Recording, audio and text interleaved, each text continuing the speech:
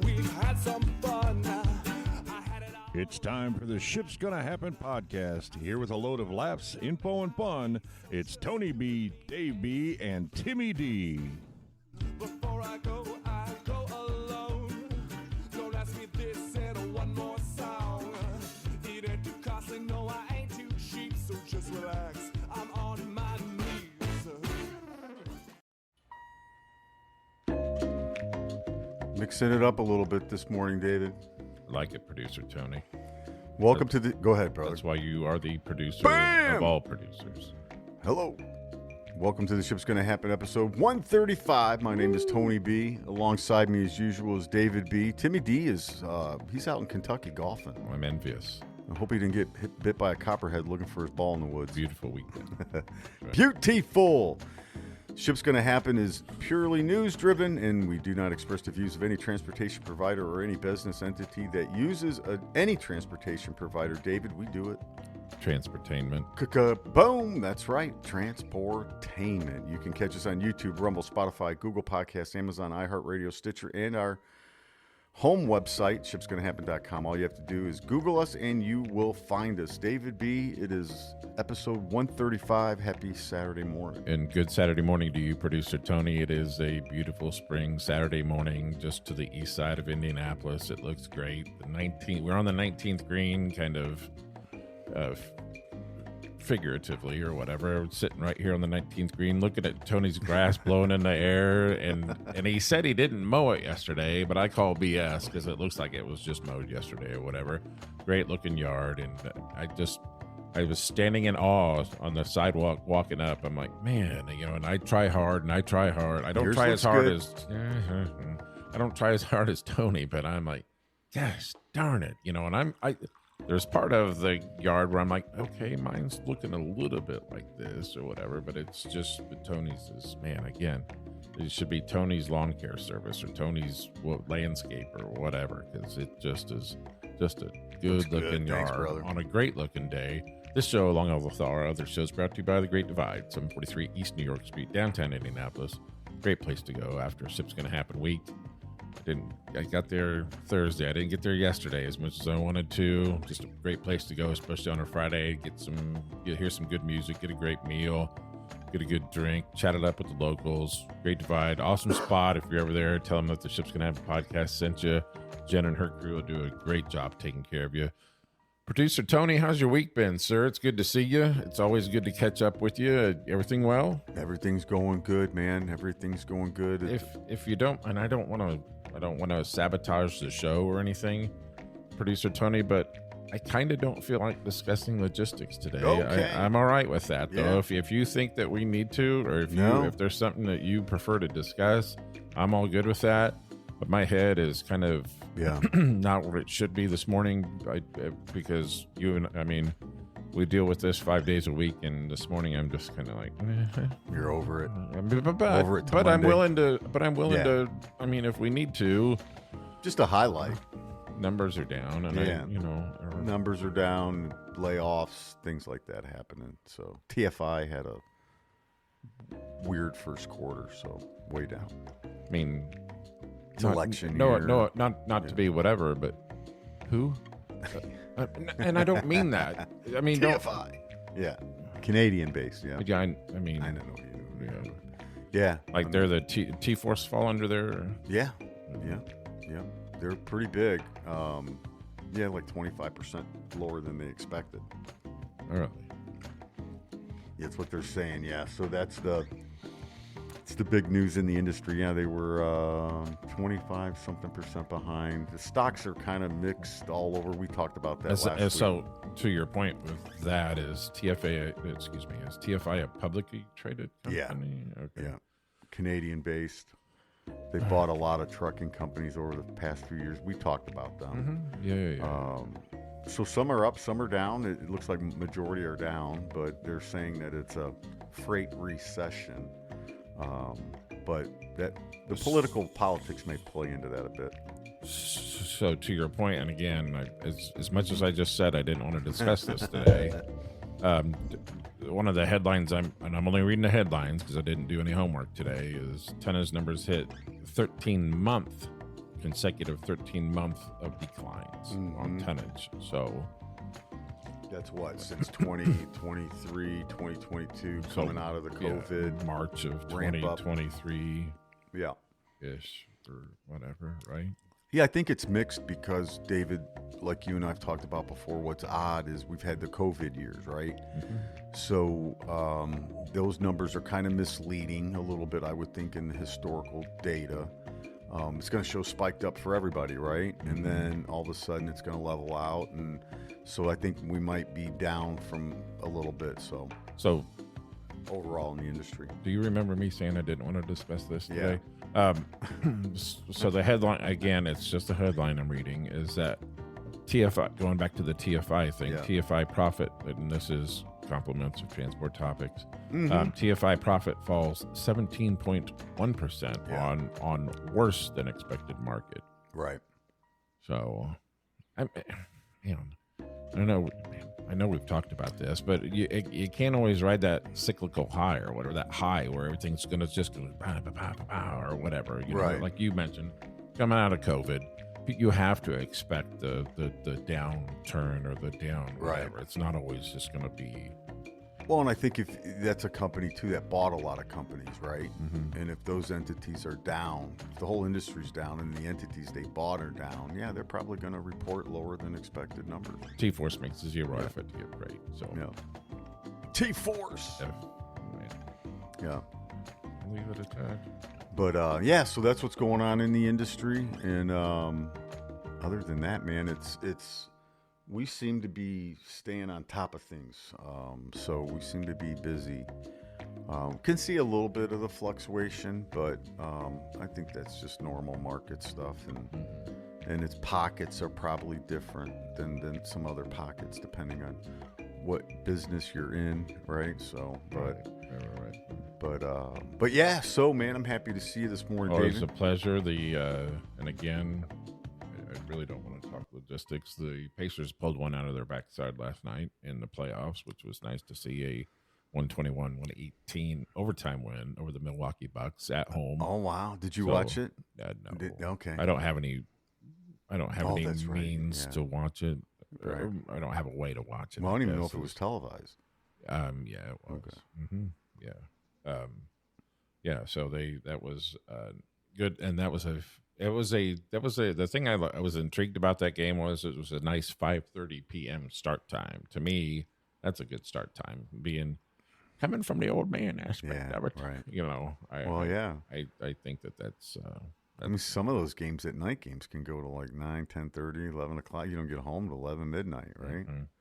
So the traffic and all that. So So the Fever, or excuse me, the Pacers won nice up 2-1 over the Milwaukee Bucks right now in the best of 7 in the first round of the NBA playoffs. And while I had a Freudian slip there just a moment ago, that Fever training camp starts on Sunday, which is tomorrow technically. So looking to see how. You got your Caitlin Clark jersey yet? I don't, but I am interested in at least buying a Fever as a team T-shirt. Yeah. To me, and we've talked about this in the past, like if you watch that Michael Jordan 30 for 30, the thing that I was most bothered with that 30 for 30 is that he did not appreciate who he had around him. Oh yeah. You and I are only as good as who we have around us on a daily basis to get that job done. Yeah. And I don't care how good you are or think you are. You have to appreciate who you have around you. Right. I agree, man. And which is what I hope doesn't happen with the Fever. The Fever already have Aaliyah Boston. The Fever already have, a few other players in place. I think Caitlin Clark is just the icing on the cake. And I'm not downplaying her role to the team or whatever that she's going to provide, but she will be probably the cherry on top or whatever, but we can't, in my opinion, forget about everybody else. I mean, it's kind of, if you go back to like when Larry Bird entered the NBA, right? there was a lot of who the heck's this guy? This guy really is not that good, right? And he came out the same year as Magic, right? Right. And so comparing that together, and even when Magic came out, right? Like people aren't always willing on the team to hand over the reins to somebody, right? So that's a good thing you brought up Magic because they did come out the same year. They both had to earn that slot, and just like Bird tells a story. There's a story, I forget who the forward was, but he was like, man, there's no way this guy's going to beat me in practice. He's like, I'm already, because they're working for starting jobs, right? And he's like, there's no way this dude can shoot over me. And he's like, I'm all over him, man. And he does a couple fakes, and he's around me, and he hits like this long bomb three. And he's like, damn, that was lucky. He goes, let me get up on him again. And he goes, he did it again. He goes, so next thing I know, he was in the starting lineup. So like, I think you got to prove yourself. So it'll be interesting. I think she complements the team. It's always some people that always want the ball at the end aren't the ones that should have the ball at the end. The people that think they can always make that. There's great athletes that can't make those last second shots, right? Mm-hmm. And then there's those athletes that may not score a lot through the whole game that can make that, want that ball, want that last shot. Tyrese was that guy yesterday. Right. 1 point, whatever, seconds left, and he nailed that shot, put the Pacers up. It was an and one. That's huge. So he hit a 2-pointer and one to put him up by 3 with 1.4. Tyrese was that guy last night. Nice. Isn't it weird how long? So the playoffs start now. And it goes till June. Oh my God, dude, that's so long. But then you also have to, to your point exactly, it's already the end of April. Mm-hmm. I mean, didn't we just have Christmas? I know. I mean, this year just literally started, and here we are, the end of April already, and the NBA playoffs go to the It's beginning. crazy. And so do the hockey playoffs too, though. I mean, you think about it, hockey playoffs are just sure. How many games did they play in hockey?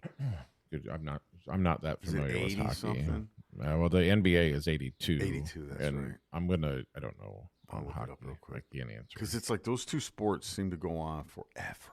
Mm-hmm. And I think it's because when they start, football's still going on, right? The NFL. Mm-hmm. And then baseball starts, right? Mm-hmm. And they're still playing. Right. It's just I think their season is in a weird spot. All right, I got a question for you. Yeah. I'm going to switch gears just a minute here. Since you mentioned baseball, what are your thoughts about the White Sox want a new stadium? How the F is that going to happen? It's a problem. Do they draw anybody? Well. I'm not trying to be whatever. Let me ask you something. Go ahead. Man to man. Man, you might be different. Let me see how I phrase this. About the location of Dude, the current? it's in a rough You just spot, say. I know where you're going, it's man. rough. Like ESPN, nobody does live remote. Like WGN doesn't want to go there anymore because they get robbed in the parking lot. Mm-hmm. But it's legitimately right off the interstate. Yeah, it is. It is. And I'm not saying it's in a great spot because it's not. Yeah. I've been there a handful of times, and I don't care to ever go back. But how is the south side of Chicago worth another? Is that where they're wanting to build it? I don't think that's where they want to build it. I think so. Since I was a kid, I grew up in Chicago, by the way, if you're listening for the first time. The Bears. Hopefully not the last time. Yeah, no kidding. The Bears. The Bears have always had to share Wrigley Field. The Cubs have shared Wrigley Field, right? And then they built Soldiers Field. There's just not enough room for it. Plus the location of it. So there's always been this talk of the old Arlington Park racetrack, huge property. You could build a football stadium, and you imagine it was a premier racetrack. Mm-hmm. So it had all the elements that a racetrack. Short tracks for getting them warmed up. It was huge, just acres and acres. So that's actually been taken down and for sale. So the thought's been that that's where the Bears could move to. So the Bears were the first ones wanting to leave Soldiers Field because it goes back to them never wanting to renovate the field, right? So and then they did, and it's still an issue. So So going back here, so do you remember the name Ed DiBartolo? I do. Okay, Eddie Bartolo ended up buying the 49ers. He wanted to buy the Sox. Back then, during this time frame, if you can go back in that time and remember this, all the baseball owners had to agree if they were going to accept you being an owner. Okay, it was a little different in baseball. Harder to be a baseball owner than probably other sports. So then, Ed DiBartolo puts an offer in for the Sox. Steinbrenner killed it. So what Ed wanted to do was pack up the Sox and move them to the north side. So the Cubs voted against it too. The Cubs didn't want the Sox to move to the north side because that's their fan base, right? Mm-hmm. So the Cubs fan base kind of stretches all the way probably to Wisconsin border. The Sox fan base is kind of centralized on that south side, right? Yeah, right. So Ed was like, DiBartolo was like, I'll just move the thing to the north side, and he knew he'd capture a lot of Cub revenue, right? So advertisements and things like that. So, and the growth is on the north side of the city. So it didn't happen. He buys the 49ers, takes them to 3 Super Bowls, right? So it's been a long-going thought that would happen, and it's probably time is now for it to happen. Because, I mean, you look at Wrigley Field. So let me back up, though. So the Bears wanted to build a multiple facility. They also wanted to do, in that area, one of the investors wanted to build a Big Ten championship stadium. So all the Big Ten games would be played there. But they, that's all talk. So, but I think the Sox may be threatening to get a better deal on leases and things like that. When Michael Jordan was with the Bulls, and that stadium's located in a horrible part of the city, mm-hmm. he used to bring $1 to $3 million of revenue in that area. So if the Sox are winning and still can't pack that stadium, they can never bring that type of revenue back to that area. So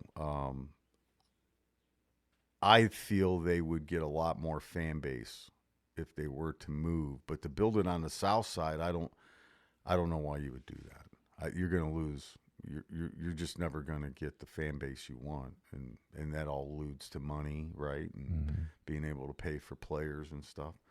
But it's interesting you talked about that, because Kaminsky Park, the old Kaminsky Park, and the Sox have always had some fantastic ownership, very creative ownership. And, they're just kind of stuck there on 35th Street, right? Is that where it's at? 35th and 38th? Mm-hmm. I drove by there going up to the Northwestern game. Yeah. And it's not a bad-looking park, man. On the inside, it's a nice-looking ballpark. Mm-hmm.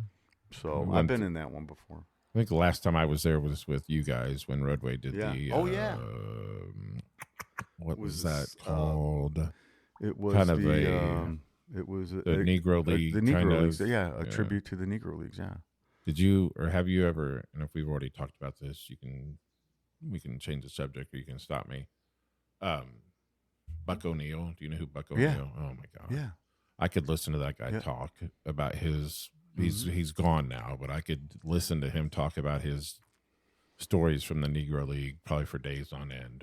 An excellent storyteller. And that was, when we did that, thing with Roadway, that was to me, and it was like it was a museum. It was they had a bus they pulled it. That's it. Yeah. It was a traveling museum thing. And I wish I could have ever met Buck O'Neil. Josh Gibson hit 800 and some home runs, man. Mm-hmm. Playing against the same talent that Major League Baseball had. Probably some better talent. The Indianapolis Clowns, I'm going to draw a blank on I think the Monarchs, the Kansas City Monarchs. Kansas City Monarchs is probably the most famous one. Yeah. Satchel Paige. Mm-hmm. He died kind of broke and destitute, right? Yeah. And I'm not trying to.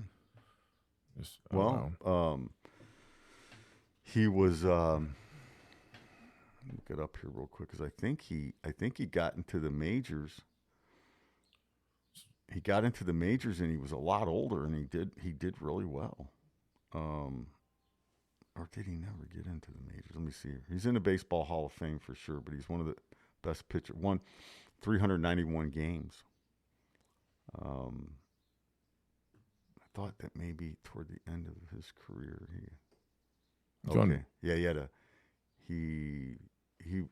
he played for the St. Louis Browns, earning 2 All-Star Game selections. He then returned to the minors at the age of 59 with a 1-game stint with the Oakland Athletics. He pitched a 3-inning shutout. He was elected to the Hall of Fame in 1971. Good stuff, man. It is, yeah. While it's an unfortunate part of history, it's an interesting part of history too. To read in on the Negro Leagues or whatever. Hang on, Go ahead, brother. go ahead. This is Go good.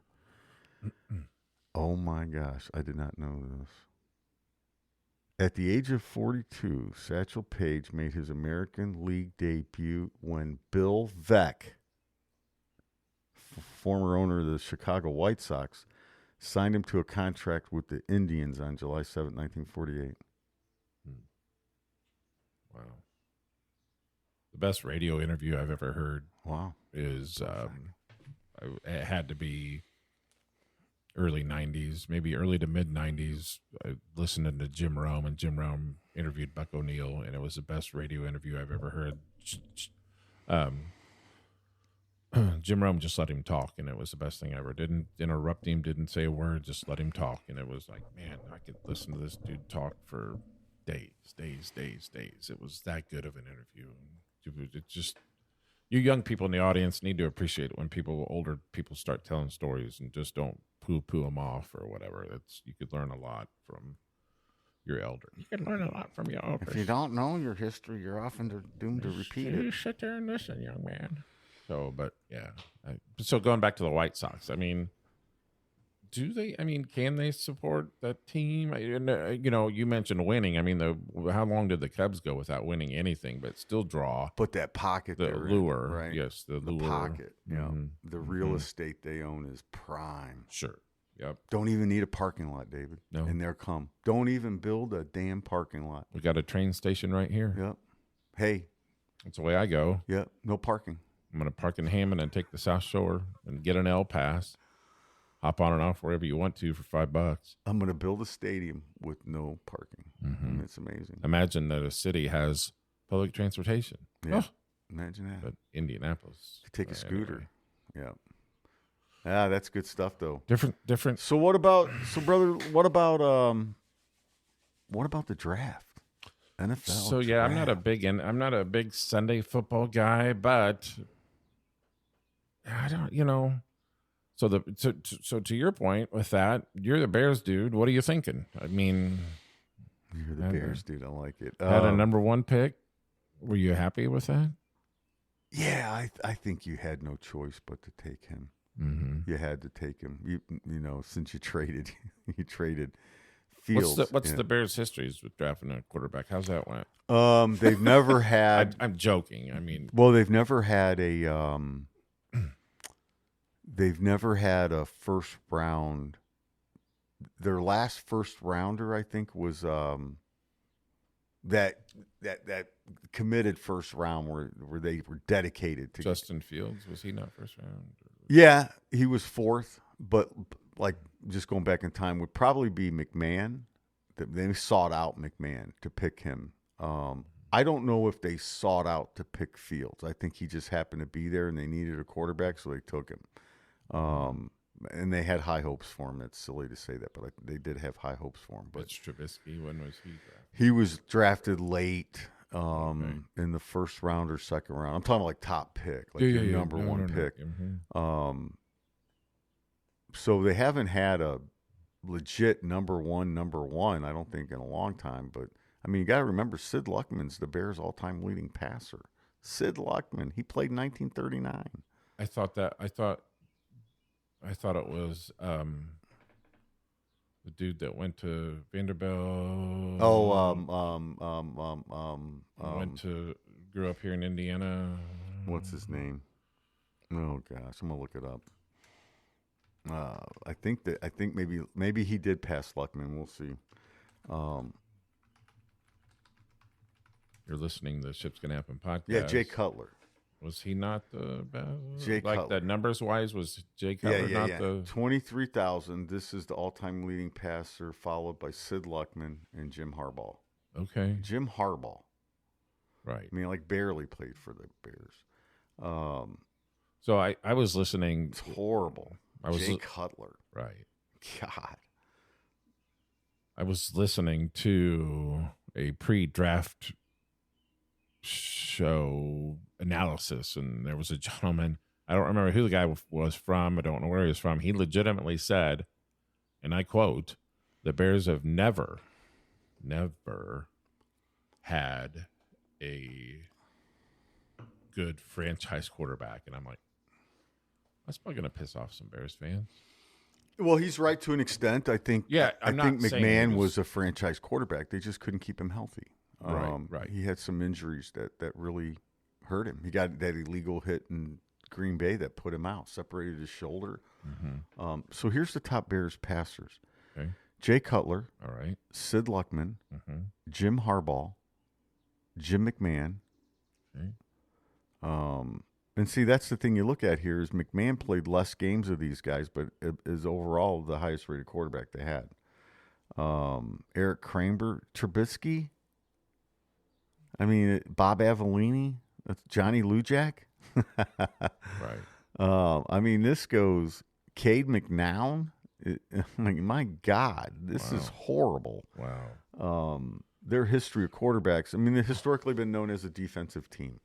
And running backs, but man. So did the Bears screw Justin Fields, or is Justin Fields not that good, or did they make a bad pick? Is that the right way to say this? Or My whole thing was, and I told my buddy from Chicago that when he and I always talk about Bears stuff, I thought they should have traded Fields last year, to get Stroud, because they had some buying power with that. Mm-hmm. Because Stroud's a better quarterback than Fields. But I think Fields will work out in Pittsburgh. But will Caleb Williams end up being better than? I think so. I think so. Well, and the thing they didn't do for Fields that they're doing for him is they're loading up the offense. I mean, they picked that receiver from Washington. Mm-hmm. I mean, he was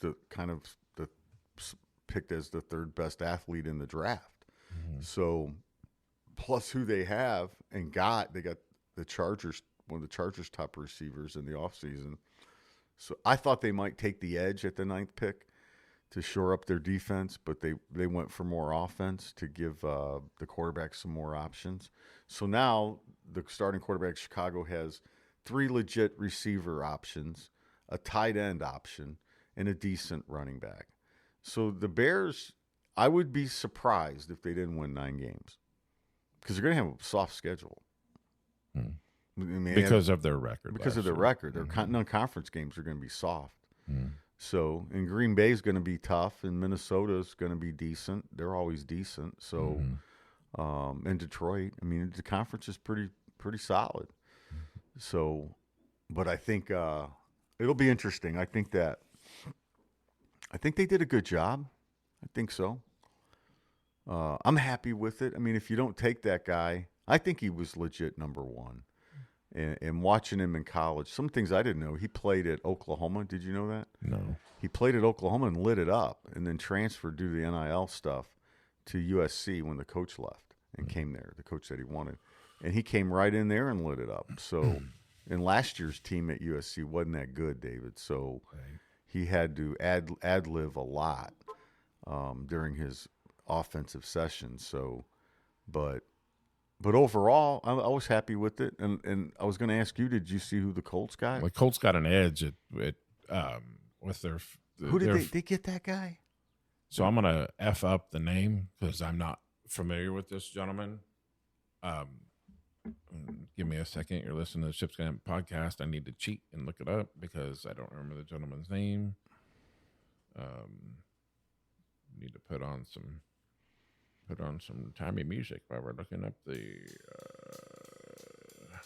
I heard. Just give the name. Good Lord. Why can't you? Man. All right, so I'm looking up the. Why can't it just come out? Seriously. So they had the 15th pick, and I know they picked an edge. Oh. No, they're still pick. Are they? Gosh, dang it! This is annoying. It's going Sorry, through like man. mock drafts. All right, and so stuff. here we go. Let's. So the last name's Latu, Latu. I'm gonna completely botch that first name. Oh, so Dallas Turner, Alabama went earlier. So Liatu Latu is what I'm guessing.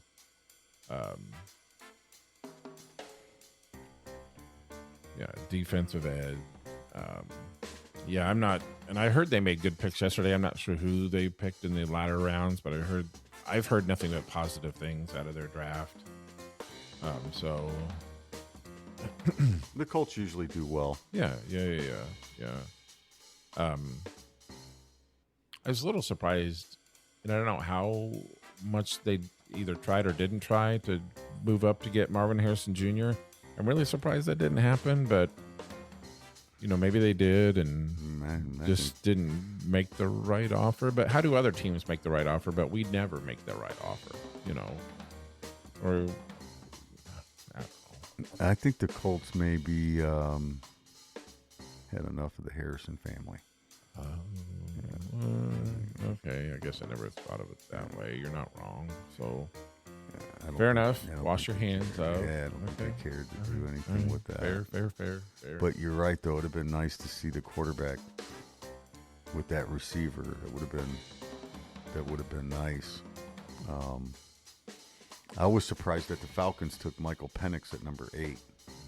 That was a shocker. And he played at Indiana for a minute. Right? Yeah, he's not bad, man. He's the guy that's not going to blow you away on the stat sheet, but he's the guy that's going to get it done at the end of the day. He wrote a nice letter to teams saying, if you want to draft me, this is what you'll get. It was pretty cool. I think that's why he might have went up higher. But went to Atlanta, they got a pretty decent team. So, but yeah, that's cool. Yeah. Leateo Latu. There you go. Well done. You did it better than me. Colts. Mm-hmm. The Colts. The Colts fans, it's funny. The Colts are a great organization, man. They seem to find ways to win. Not that I don't disagree with you, but It's a better ran organization than the Bears. It's one of the top 5 ran organizations. how to me their biggest misstep was, just my opinion, giving up on Peyton Manning.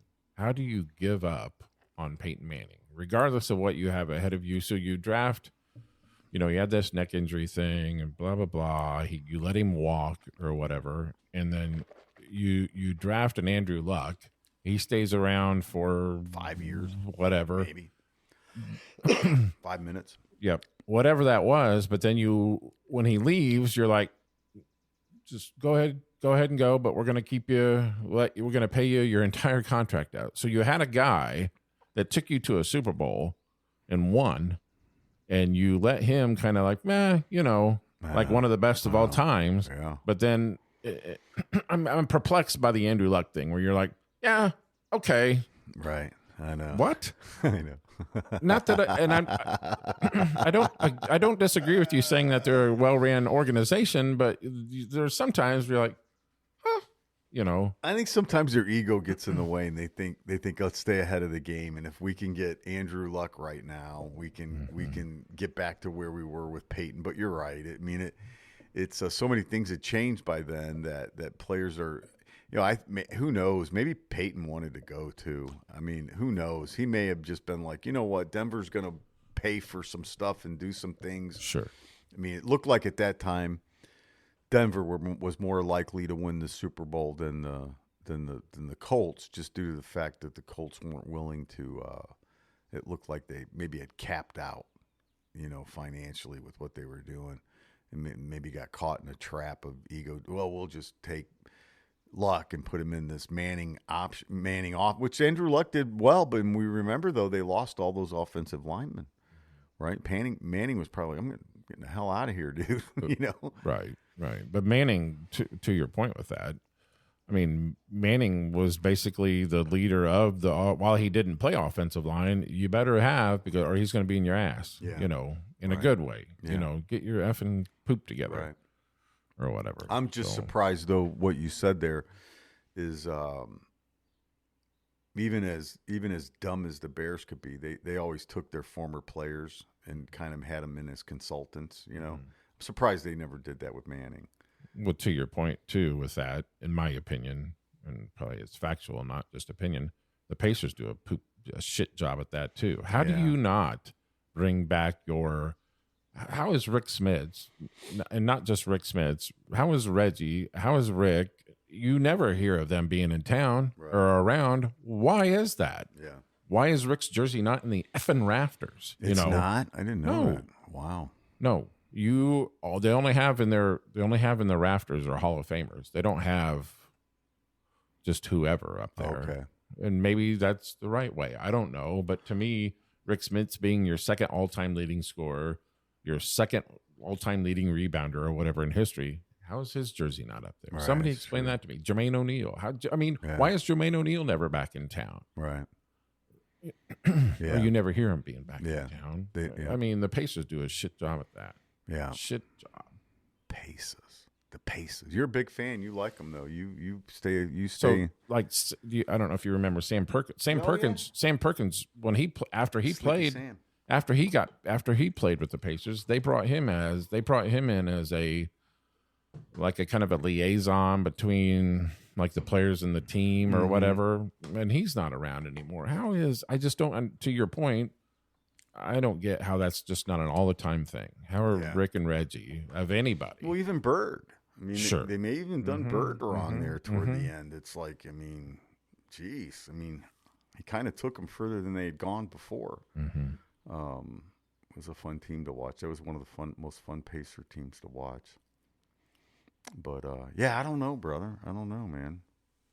It's crazy weird. stuff. It is weird, but now we have WNBA training camp starts tomorrow, which is Sunday, the 28th, and so the Fever will. It's already a hot ticket producer, Tony. A lot of the Washington Mystics, their first home game against the Fever, that sold out in 30 minutes. So I'm not familiar with how the Fever ticket sales are going, but I'm sure that I had my Uber driver yesterday coming downtown. The first question he asked me is like, "Hey, you ready for the Fever season? Or do you ever?" I go, "Dude, I've been a Fever fan for a long time. I'm not just now a Fever fan. So we can't forget about Tamika Catchings took us to a championship in 2012 or whatever, and we already have Aaliyah Boston. Again, I'm not poo-pooing on Caitlin Clark. It's just not it takes all of us, not just one of us. David B, So, good call here. just saying. I looked it up. Indiana Okay.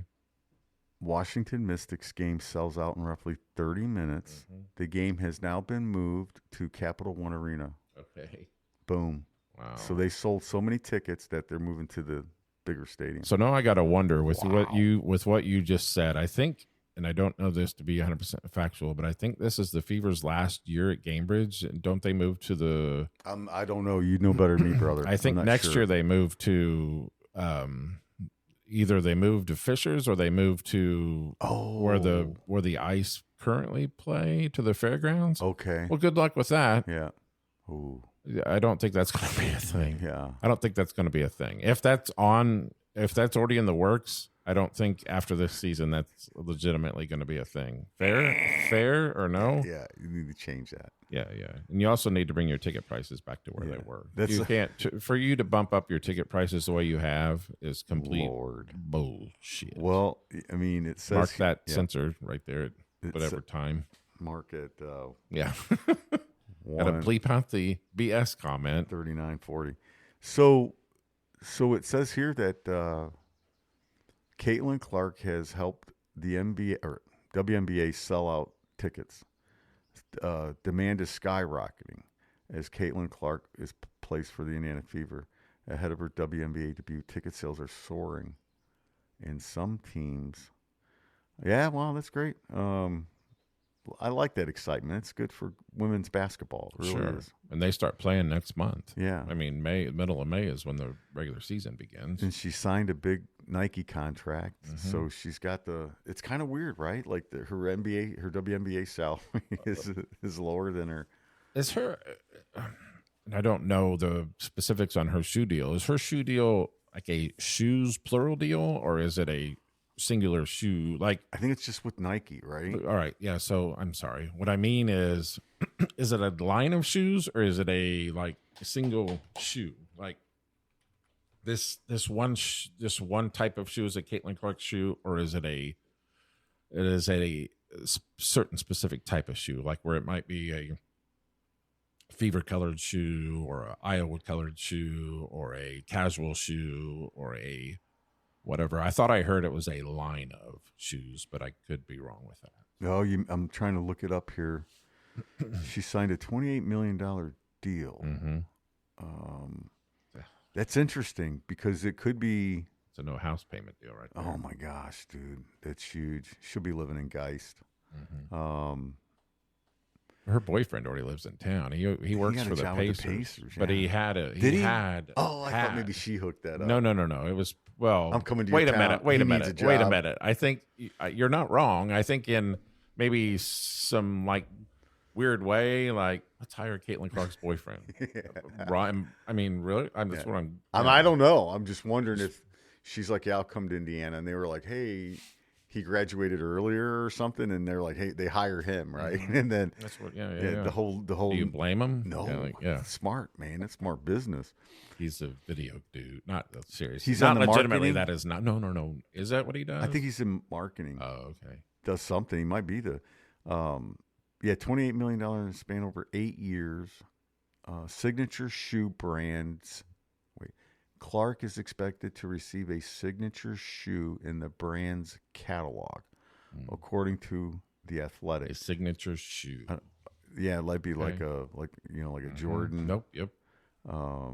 But there was that line of Jordans, though, is what I'm getting at. Yeah, you ever watch that documentary about the guy that landed that deal? No, I don't think I you gotta have. watch it. It's really Okay. good because it really. The shoe deal, because originally it was. Well, it was Adidas, Uh-huh. and so the guy that worked at Nike, they just did running shoes. They had no basketball shoe. Jordan was their first basketball client. And I believe so. So then, don't hold me to that. He may have been one of their biggest prospect ever. So the guy, Michael Jordan's mom, beast negotiator, beast, the beast. If it wasn't for her, he wouldn't have as much money as he does. So this guy kept telling her, if you go to Converse, is dying. Don't go to Converse. They're dying. So Adidas is like the big deal. And then the Adidas family, the guy finds out that the Adidas ownership of the family from like Germany were related to Hitler. So he tells Jordan's mom about this, and she's like, he goes, here's how the meeting's going to go. They got all these athletes. Your son's going to be no different than anybody else. They're not going to create anything special for him. So just go ahead and go to it and enjoy it if I'm not going to get the deal. So then she goes to it. And then she calls him back and says, well, then he hadn't even proposed a plan to her. So then he's got some guy in marketing and back designing this shoe, man, at the last second. And he creates that thing like that. And they put it on the shoe. And so then they bring Mike's mom in and he proposes it. And it was just epic the way that they went with that. And then Michael's mom's like, no, we want 1% of each shoe sale. We don't want to just get money. We want this to be ongoing. And so then he's got to sell that to the owners of Nike. And they're like, we're about broke. We can't, you know what I mean? We can't do that. That's the craziest deal in the world. So then the owner finally comes in, the majority owner, and he says, this may be your last job. I'm going to go with it, but this could be your last job. Like, if it doesn't work, dude, you're done. And then poof, it just blew up. It was like, it's a really good story. Okay. But it's all like Michael's mom was the one who really was so important to that initial thing. And then Michael told Charles, because they were trying to sign Charles into a just here's your money type thing. Charles Barkley. Yeah. And then Charles Barkley tells the story. Michael's mom told him, Charles, don't do that. Charles, you need to get revenue. And so Charles is like, I still get paid today because of Michael's mom. Okay. Yeah. Not mad at him. No, it's good Wow. stuff, man. But the shoe deals are huge. Well, They're sure. huge. Yeah. She can buy the team a meal, if they're out and about somewhere. But you The meal's wonder, on me. I got this yeah, at St. Elmo's. you wonder what that's like though, because so she gets the NBA or WNBA max salary, which is not equivalent to anywhere near what the men would get, and it's based off revenue. Yes, sir. You just wonder how much ego, because as we know, Jordan took pay cuts throughout his career because he had so much money with Nike in order to sign Rodman, re-sign Pippen, get Tony Kukoc, right? I mean, he took toward the end of his career, he was like the 15th highest paid player, top 15. Mm-hmm. He was not the number one player paid. But it helps, I guess, if you get a $200 million Nike deal. Right. Good point. Interesting stuff, though, man. I'm excited about Caitlin Clark. Yeah, this is an exciting time. I mean, not that there's many dull moments in Indianapolis, but this is an exciting time to be a sports fan in Indy. We are going to get a Major League Soccer team, or That's what I hear. Yeah. Is that feasible? Or am Probably. I think they'll Really? probably do it. All right. If we listen What to does our... that do with the 11 then? The Indy 11? What does that do? Does that make them that team, or do don't they think go so. away? I don't know. It's a good question. I don't know enough about soccer, to be honest, don't to either. even state a factual thing about it. Mm-hmm. I'm in trucking because they let me be. We are in trucking because they let us be. Yeah. Quote Ed Perry. Mm-hmm. But I know you're dying, dude. I know you're dying to get into this. The year 1991. David. I'm disappointed already. I did do my homework, Tony. You did? I did not. Oh. Because I have an alcohol problem. So where were you in 1991? Let's talk about that Yeah, first. so let's you go first with that, because I think your 1991 story has to be better than mine. I don't know, man. I was coming back from the Persian Gulf. The war zone. Wondering what the heck I was going to do with my little life. What were your thoughts while you were over there? I couldn't wait to get home, man. Am I going to make it out of here alive? I hope this thing doesn't blow up. You know what I mean? So more specifically, and there's no answer that's wrong. Or,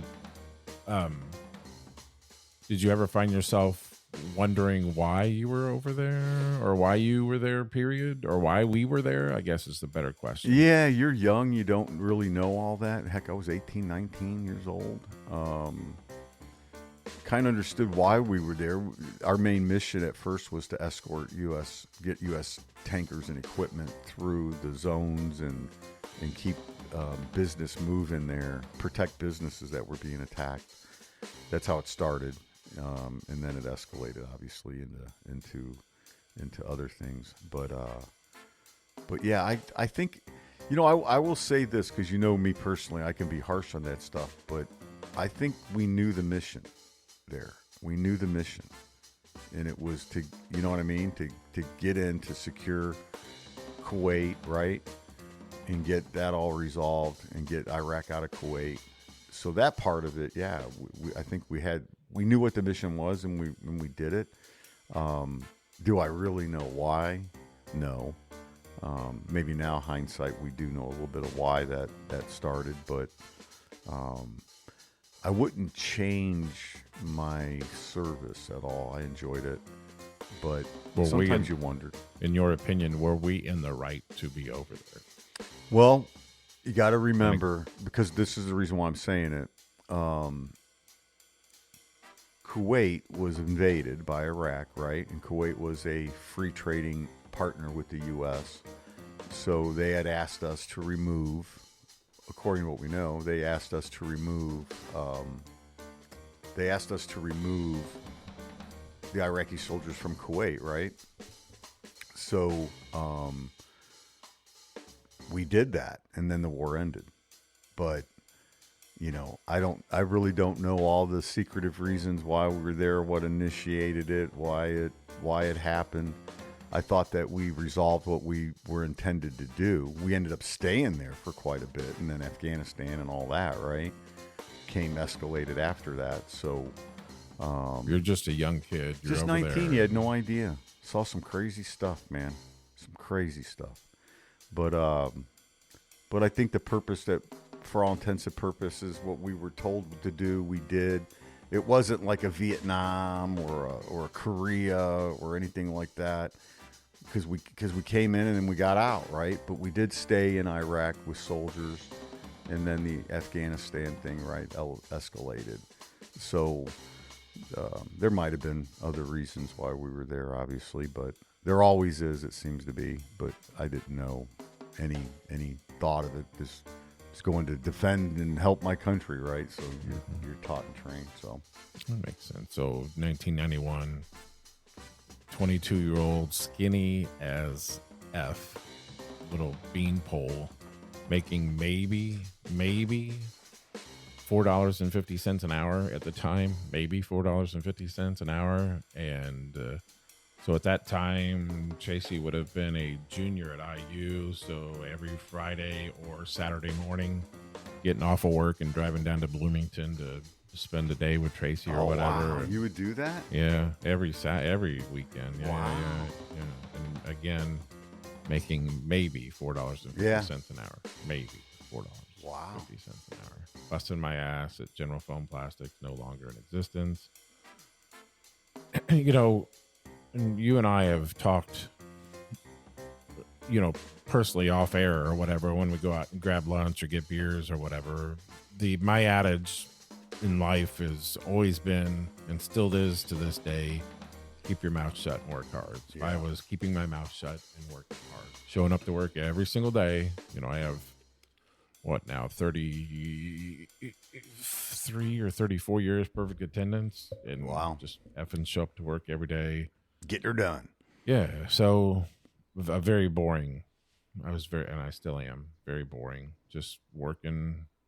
Trying to think of the vehicle I had in 1991. Probably I had a 1990 Dodge Dakota, but I don't think I bought that until like 93 or something. Those little 5-speed or whatever. Dodge Dakota. Those were hot trucks. It was a truck, right? Yes, sir. And little short cab, just one row seat or whatever. Yeah. Drove the snot out of that thing. In 1991, you're just kind of working or whatever, trying to get by, thinking that gas is always going to be 89 cents a gallon or whatever. And it's not going to be. And it's not going to be. And, oh my God. But then, of course, I lived with my parents until I got married in 94. I mean, saving money, just working hard and saving money, I guess is probably the exact way to put it. And not that you could save much money off of $4.50 an hour, but you made it work. Damn, you were close. 81 cents. Seriously. Yeah. Oh, wow. We'll never see those days again. But what I don't remember, Producer Tony, is quite a few songs on this list from 1991. Lord. And then some news. I'm going to go through. Good luck, David. Yeah. Sorry, man. Good I'm looking luck. at this list. I'm like, we thought 89 was bad? Or, if you listen back, I'm kind of. Oh, my God. First off, I'm kind of thumbing through what might be some music news from 1991. And let's see. I'm not really, and I apologize, didn't do my homework. Wow. All right. Oh, wow. All right. So on March the 20th of 1991, Michael Jackson signs a contract with Sony for, signed a contract with Sony for $1 billion with a B dollars. I had no idea, dude. I had 1991. You're signing a contract in 91 for $1 billion. That's huge. Man, I didn't know I didn't know that was even after you signed, to me, I'm not working again. But he kept on working, but that was probably yeah. part of the contract, though. Well, yeah, I think there's probably triggers in there. Sure. According to this, I don't want to go too deep into it, but according to this updated P. Diddy news, there's some stuff they make him do. Okay. April 17th, 1991, Nirvana performs for the very first time Smells Like Teen Spirit in Seattle, Washington. There again, as we've mentioned the last couple shows, we're kind of getting to that grunge era or whatever in the early 90s, So 91. So Guns N' Roses kicks off their 26th month Use Your Illusion tour. I had both of those CDs, Use Your Illusion 1 and 2. That was just kind of a dual disc thing. Yeah. All right, here we go again. Sticking with the kind of the grunge theme, producer Tony. On May the 28th, 1991, the Smashing Pumpkins released their debut album, Gish. Oh, yeah. To me, my second favorite band of all time, the Smashing Pumpkins. I love the Pumpkins. May have been the innovators of grunge. Okay, fair. Don't get credit for it. Right. And from your hometown, the Pumpkins. So that's on August the 12th of 1991, Metallica releases their most successful album, self-titled, the Black Album or whatever, excuse me. And that is a awesome album. Metallica is one of those, I don't know if underrated is the right word, but I do like Metallica a lot. Again, we're hitting it heavy with the grunge, producer Tony. On August the 27th, Pearl Jam releases their debut album, 10. Mm-hmm. Huge. Classic grunge. One of the biggest albums probably all time. Did you ever, I've been invited to go see Pearl Jam. I've never seen Pearl Jam. I would think that's probably got to be I bet that would be an awesome show. Have you ever seen them? Or? Yeah, here's a sad story. Wah, wah. When we came back in 91, I came back to Seattle. And that was happening, all those bands. They'd be playing at it was called the Pioneer Square in Seattle. Mm-hmm. And they would have $5 cover charge, stamp your hand, and you could go into any bar, and there'd be different types of music playing. So years went by, and I kept in touch with a buddy for a while, and he told me, "Hey, man, do you remember that band we saw?" I go, "Man, there were so many." And I remembered a tall guy playing bass, and I go, "I remember that guy." He goes, "Yeah, dude, that's Nirvana." He goes, "We saw them." I'm like, "What?" Wow. And then they were mixing and matching some of the band members back then. So Pearl Jam wasn't actually Pearl Jam at the time. So I didn't see them, but I did see Nirvana, which is kind of crazy. But okay. So that scene was hot, man, with stuff. Yep. Soundgarden probably might have been even the first of the bands. Exactly where I was going next. On October the 8th, well done, producer Tony. On October the 8th, Soundgarden releases their debut album, Bad Motorfinger. Yeah. So, yeah, you nailed it on the head. Huge band, huge. Oh, and again, and sticking with that, as much as I hate to say this, Gone Too Soon, Chris Cornell. Chris Cornell I listened to his Nothing Compares to You cover. Epic. Dude. For the Pretty damn first good. time. I didn't know that it existed until this week. I don't remember where I was, but listened to it for the first time. I thought Sinead O'Connor nailed it. Oh, yeah, she's got it. He nailed it, too. took it that next level. Different version, but well good, man. done. Yeah, really good. Absolutely. Highly well underrated. done. Oh, yeah, and Gone Too Soon. Oh, yeah.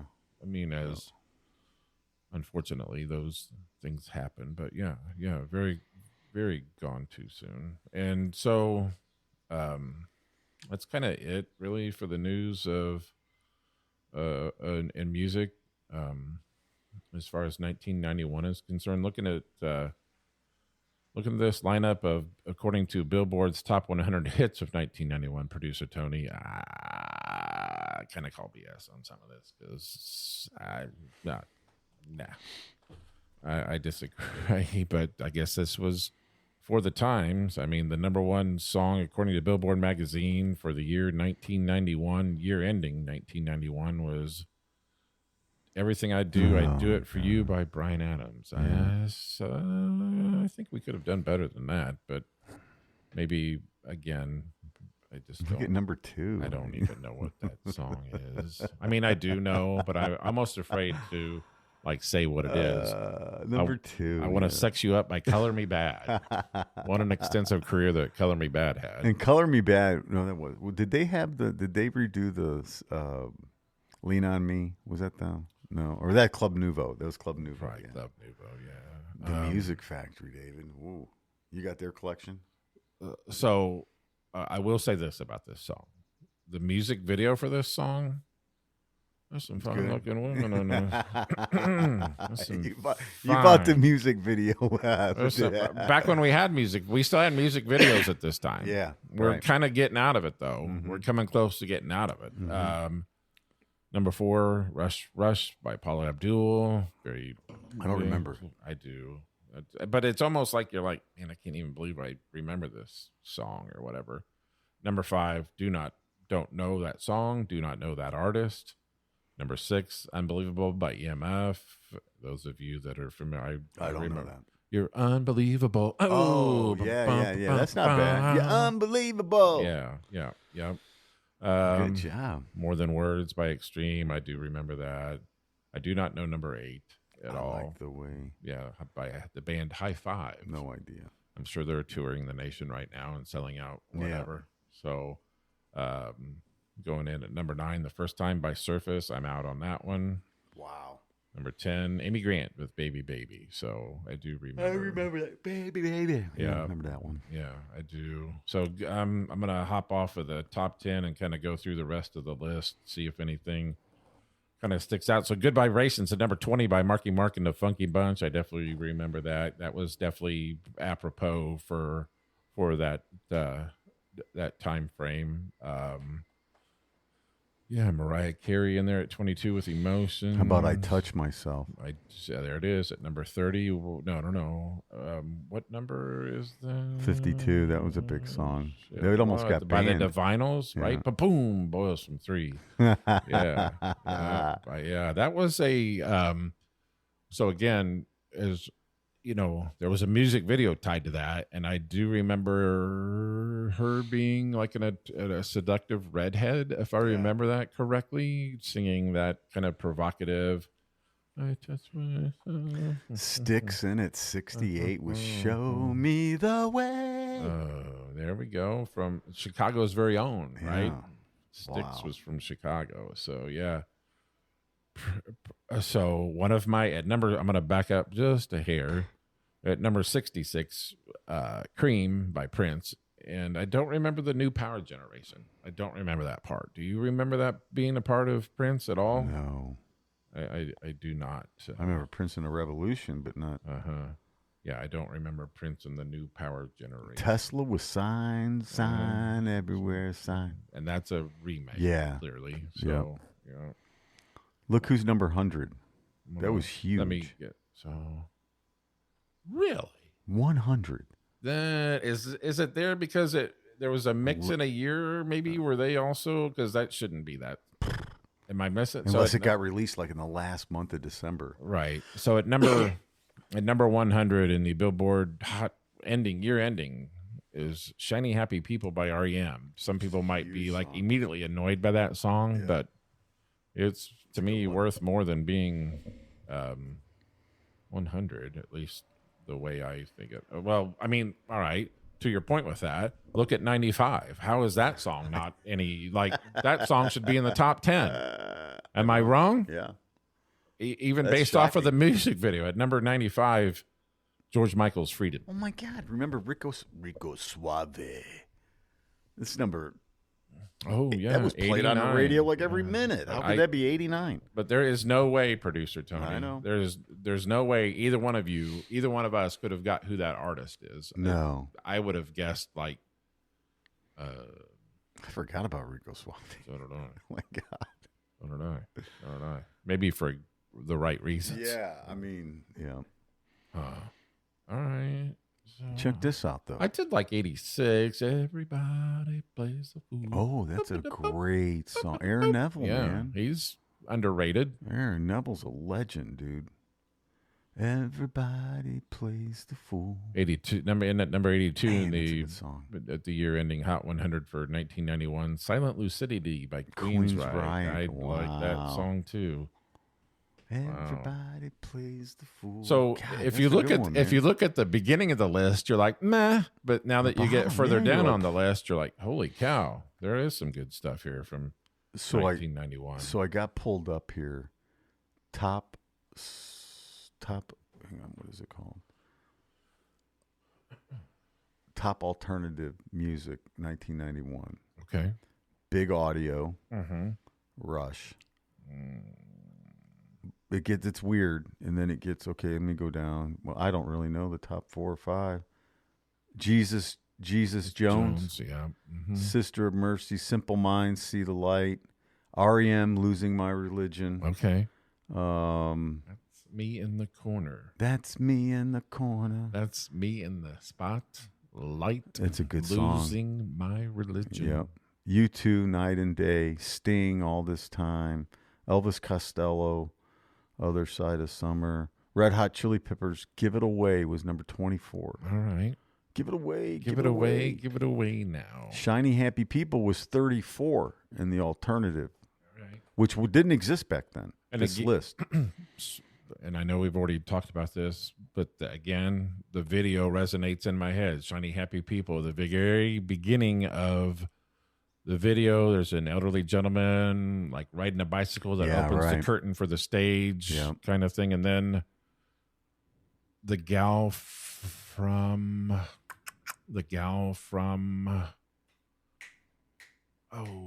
Love Shack, B-52s. The gal from the B-52s is also one of the singers. And at that time, probably legitimately had to be very late 30s, very early 40s, and was super attractive then. Am I right, Tony? Mm-hmm. Or okay.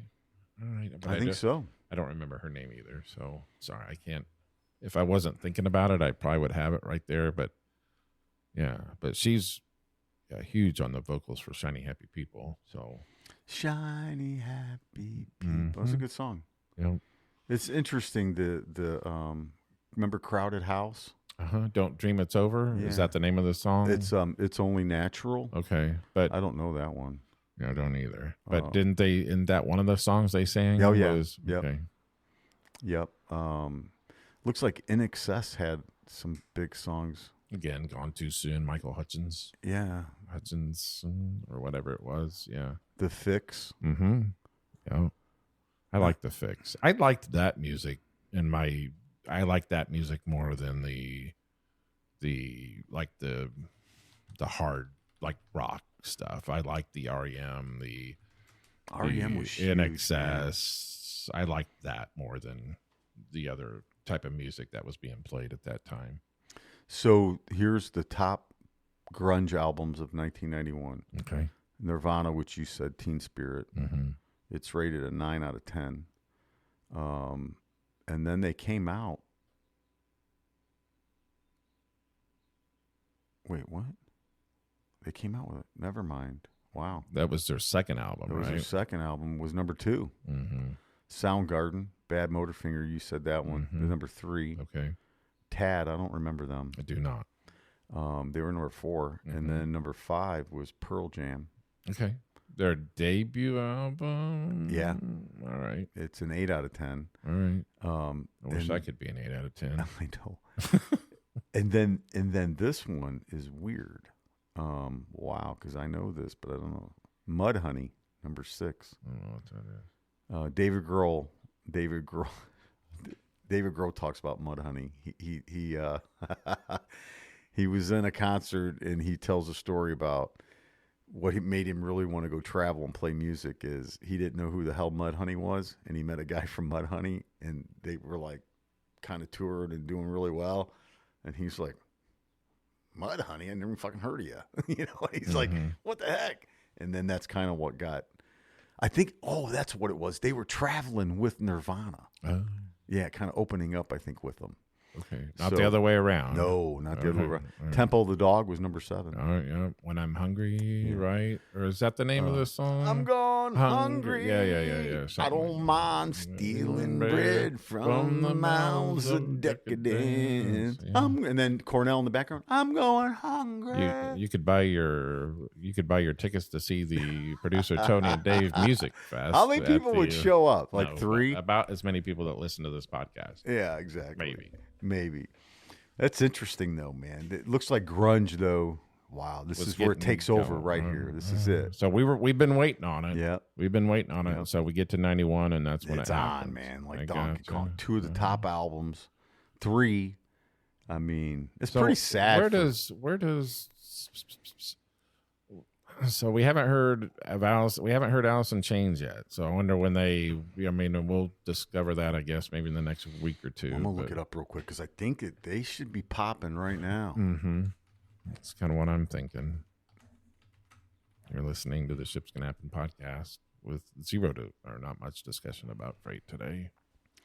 Shoot, here we go. Really started going in 1990, 1991, 92 is when their big release came. Okay, 92. Right. So we'll get to them next week then. Yeah. So that's a good thing, and all right, a very highly underrated band. It still performs today. Yes, obviously not with the same lead singer, but the same lead singer sounds. But the gentleman they have now, I think, is phenomenal. My opinion, and I don't know what his name is. I've watched performances, and I think he's excellent. Just because you're always going to get that, he's not, Lane Staley. Right? Yeah, well, all right, he's not here anymore. So, right. Well, didn't want to be here. Right. So, did you look at the Ruoff's schedule at all? I did. I'm not seeing anything. At least the last time the I smaller venues. I do. So last night I went to not sponsored Mousetrap. Have you ever been to the Mousetrap? I've heard of it. No, I've heard it from you before. So this was actually my first time to go to the Mousetrap. Was last night. It's been on my bucket. To your point, it's been on my bucket list for a very long time. We saw a band called Jocelyn and the Sweet Compression, and it was fire. It was absolute fire. How many people does get seat in there? A couple hundred in there? So how many could? Yeah. Let's go with that. How many could? Yeah. I would say 100, 1.25, maybe tops, but 1.25 maybe. Was it packed? No. Don't know why. It's a little. I'm kind of curious as to why. It's a good place, really good place.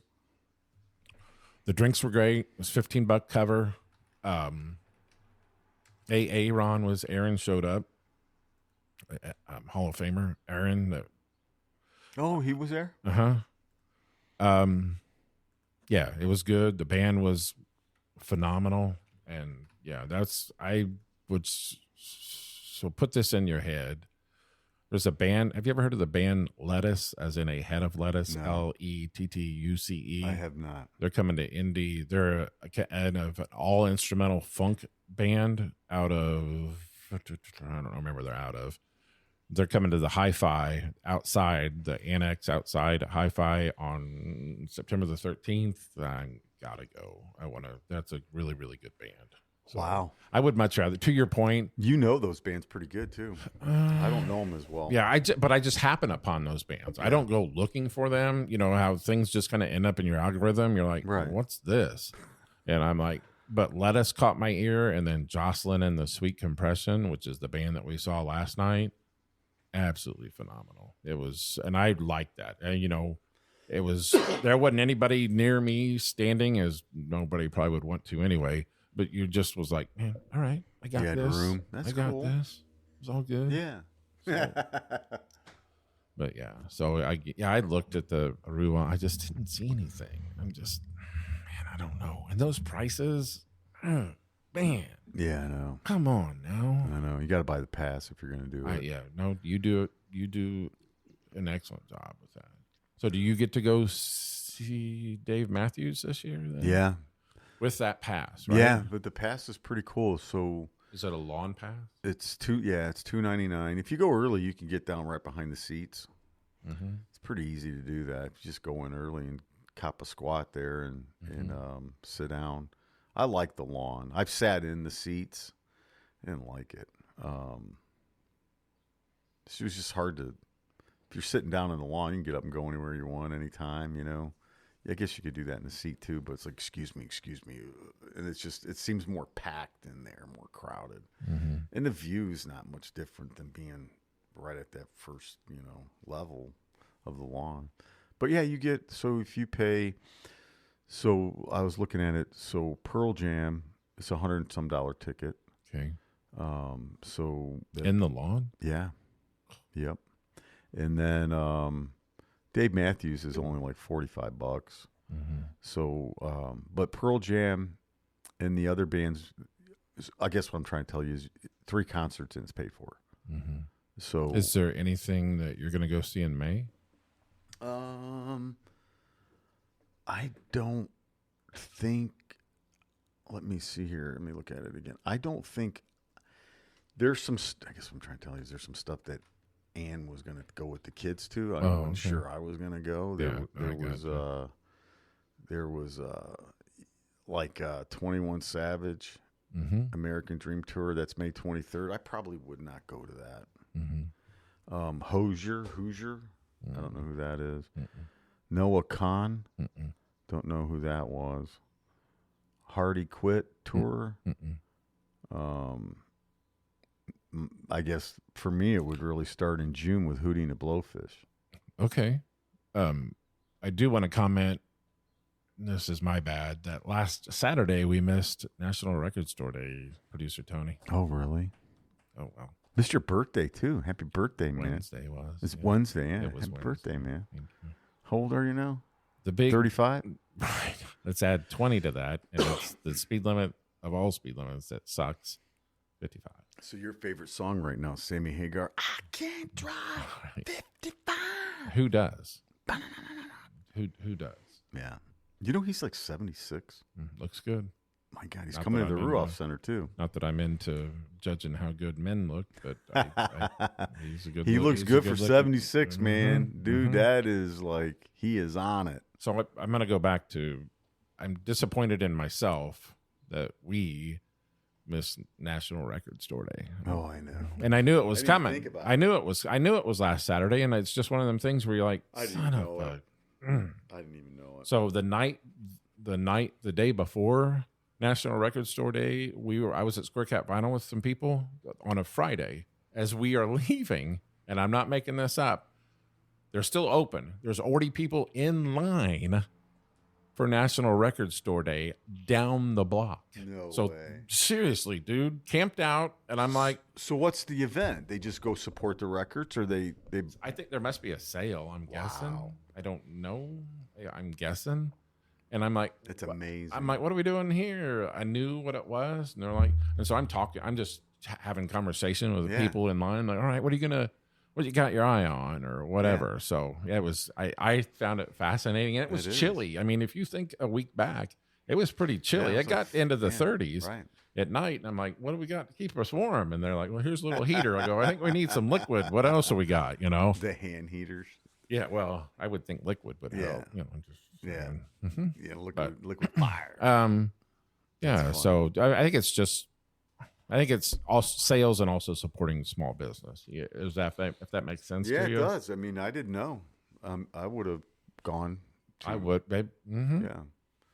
I may end up there today because as a birthday thing or whatever, we'll see. I doubt, probably won't, but I may end up there today, sitting in there drinking some beers and listening to music. It's your birthday. Mm-hmm. So, that's awesome, man. Yeah. Good show, producer Tony. You too, brother. Good show. Thanks for everybody for listening. Smash that like button, click subscribe. You're listening to the Ships Gonna Happen podcast. We are out of here.